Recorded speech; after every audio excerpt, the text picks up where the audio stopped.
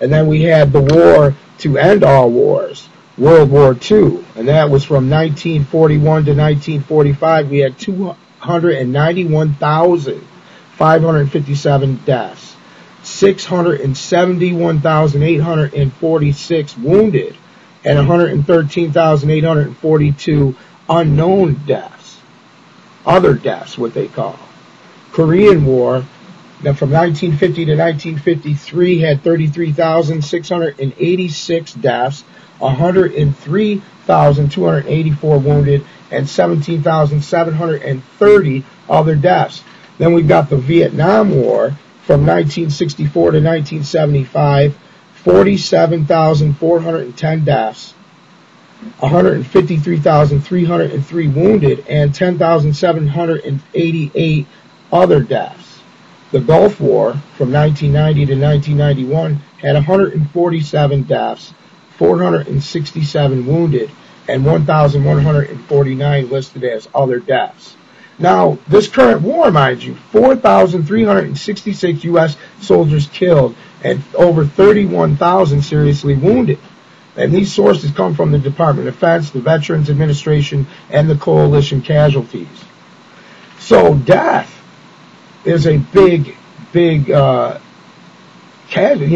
big consequence of war, obviously.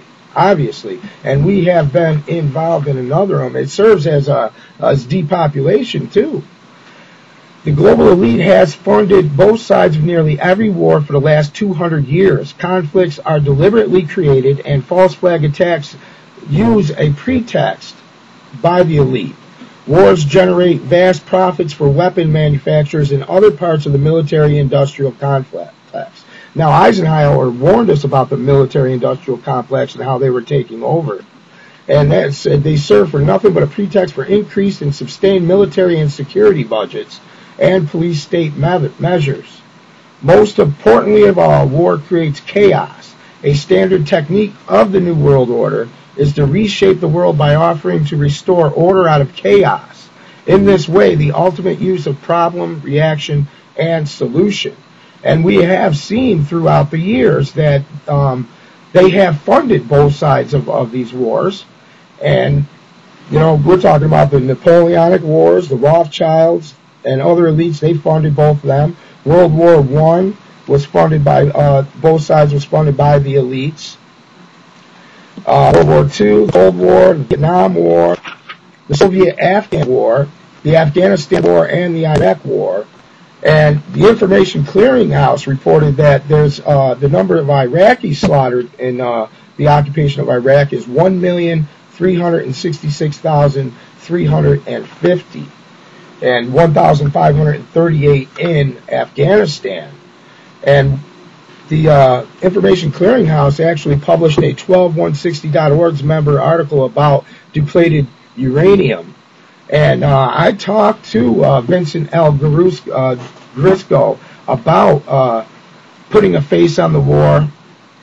And now it's even against the law to take pictures of wounded and dead military soldiers. And he wrote excellent articles, The Truth About Depleted Uranium Weaponry.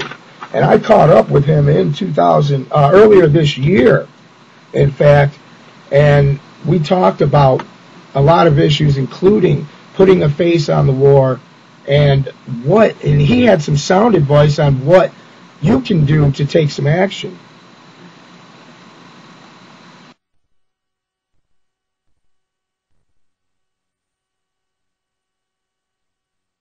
But that just goes back to what we were talking about earlier, and that is they don't want to put a human face on war, because with that comes death, comes suffering, displacement, all the things that are associated with war.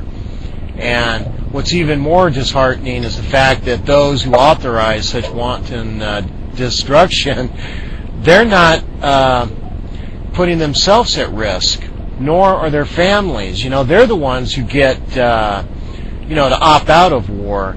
And, if we go back to the project of New American Century, PNAC, I'm glad you brought that up because, when they talk about rebuilding Americans' defense strategy, they even talk about, the way to do that would be if another Pearl Harbor event were to occur here on our own soil. Now, this was all expressed and written and posted at their website well before 9/11. And, if you go back and you look at some of the members, of this think tank, you're going to find people like John Bolton, Elliot Abrams, Dick Cheney, Paul Wolfowitz, Donald Rumsfeld, Max Boot, Richard Haas, Richard Pearl, Ruth Wedgwood, James Woosley, Douglas Feith, Michael Leedon, just all kinds of people. It's crazy. And if you go back and look, just about named everybody in Bush's cabinet, So, it doesn't take a brain surgeon to understand where all of this took us and why we're still there today. Basically, yes, we have a new administration, but if you notice, not much has changed as far as trying to end this war. The rabbit hole does go very deep, as you and I both know, and many others. It's just hard to get a national platform to get this information out to the public airwaves, and then we have to go back to the media again, because they're the ones that keep a lid on this. They keep the hatch tightly down on that. And I tell you, we've really found ourselves in a place where I don't think anybody really wants to be, and it's really tough to figure out how to get out of this mess. If it's one thing I found out with being active with the Alliance of Atomic Veterans and with the work that my father did, it's that most people know that something is wrong with the way everything is going, be it the economy, the wars, the whole Federal Reserve System, just everything, our health, everything that's put into our food and so forth, but no one knows what to do about it. And that's what I'm really grateful for my father, is that he taught me that, we can empower ourselves. There are things that we can do.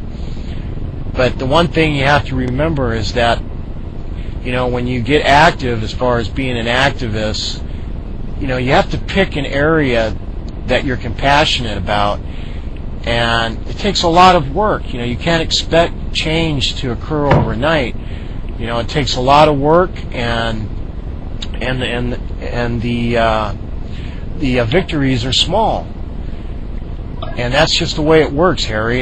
We're not going to have like a revolutionary movement where everything's going to be just magically cured overnight. I would suggest to people that you try to inform others on whatever topic, that really interests you.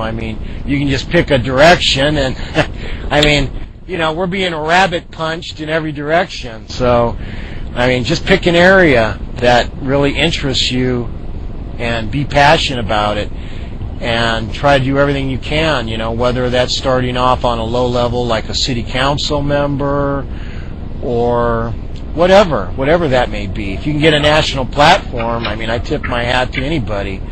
That's easier said than done these days, but that's how it starts. It has to start in our own communities and then work up from there. And I just want everybody to know that don't be overwhelmed by everything. You have to stay strong and just fight for what's right. Freedom is not an easy thing to have. Look at the civil rights movement during the 60s, and we have to fight tooth and nail for everything. Well, the same goes for keeping that freedom. You have to stay on it or you're going to lose it. Yes, vigilant is a key, and that's very sound advice from a good man and a very valued member over at 12160.org. I want to go on here to talk about this report that was come out, a U.S. war privatization result in billions of loss in fraud, waste, and abuse. Now, we're talking about companies like Halliburton, KBR, which is a subsidiary of them, and they've had over $32 billion since 2001 come their way since this war. And there's more than 240,000 contractor employees, and about 80% of them are foreign nationals working in Iraq and Afghanistan. And one of these is Blackwater. And if you look at the history of Blackwater, and you look at the fraud and the waste that we pay for, you might have second thoughts about the privatization of the military.